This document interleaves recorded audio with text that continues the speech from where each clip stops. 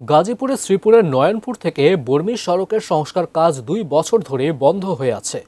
ফলে ভোগান্তিতে 2 উপজেলার হাজার হাজার মানুষ। সড়কের দুপাশের শত শত দোকান মালিকও আছেন ব্যবসায়িক মন্দায়। স্থানীয় এলজিইডি জানিয়েছে ঠিকাদারের চুক্তি বাতিল করে নতুন টেন্ডারের প্রক্রিয়া চলছে।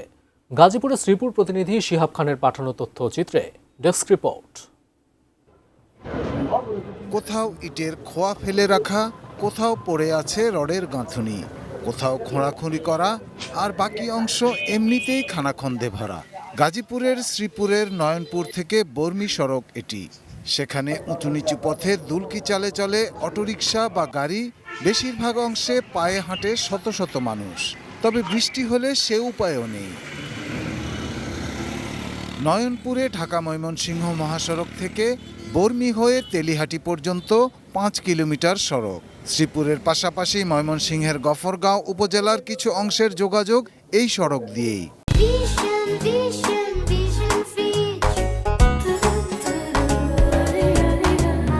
বেশ কিছু শিল্প কারখানা রয়েছে সড়কটির পাশে। গুরুত্বপূর্ণ এ সড়কের বর্মি পর্যন্ত 2 কিলোমিটার অংশে 4 কোটি টাকা ব্যয়ে কংক্রিট ঢালাইয়ের কাজ শুরু হয় বছর 2 আগে। ঠিকাদারি প্রতিষ্ঠান মেসার্স শাম্মী এন্টারপ্রাইজ। তবে কয়েক সপ্তাহ চলার পর কাজ বন্ধ। দেখা মেলে না ঠিকাদার বা প্রতিষ্ঠানের কারো। এদিকে 2 উপজেলার অসংখ্য মানুষের ভোগান্তির শেষ নেই।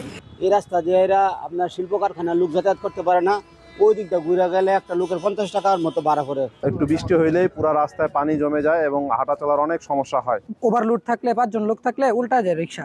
শিল্প কারখানার শত শত শ্রমিক আর হাজারো পথচারীদের উপর নির্ভর করেই সড়কটির দুপাশেই গড়ে উঠেছে অসংখ্য দোকান।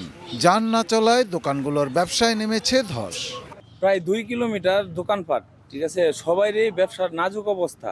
কোনো দোকানে কোনো কাস্টমার নাই, কোনো কিছুই নাই। কাজ বন্ধের কারণ হিসেবে নিজের আর্থিক সমস্যার কথা বললেন ঠিকাদার জিয়াউর রহমান।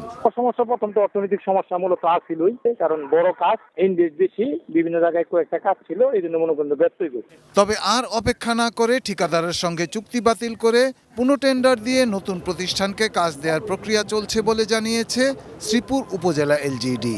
ঠিকা চুক্তির শর্ত অনুযায়ী যতবার সতর্ক করা প্রয়োজন করেছি, কিন্তু তারপরেও তিনি সতর্ক হননি। কাউকে আমরা এই চুক্তি থেকে বিদায় করে নতুন করে এটা টেন্ডারে যাবো ইনশাল্লাহ, এবং সে মোতাবেক আমরা অলরেডি কাজ শুরু করেছি।